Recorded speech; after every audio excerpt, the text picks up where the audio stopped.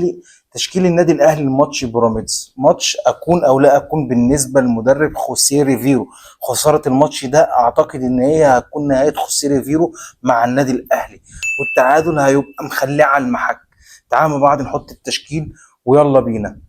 في حراسه المرمى طبعا هيحط المره دي زي الماتش اللي فات محمد الشناوي، خلاص هو راجع الشناوي اساسي تاني.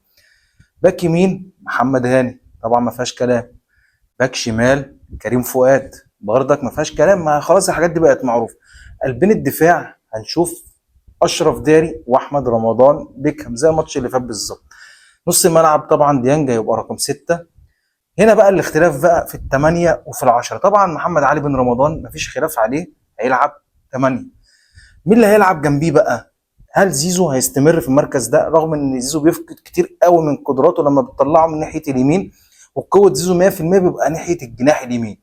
فانا في رايي المدرب المفروض يعمل حاجه من الاثنين، لا اما يجيب بن شرقي يلعبه في الحته دي ودي تبقى حاجه يعني فيها مغامره بس هتبقى حته حلوه، لان بن شرقي حريف وكورته حلوه ويعرف يوصلك للجول. لا اما هتجيب تريزيجيه زي ما كان بيلعبها مع المنتخب، يبقى انت هتلاعب تريزيجيه جنب من رمضان وقدامهم بن شرقي ويمينك زيزو وهجوم جاردشار، ودي هتبقى تشكيل النادي الاهلي ان شاء الله بنسبه 99% لماتش بيراميدز.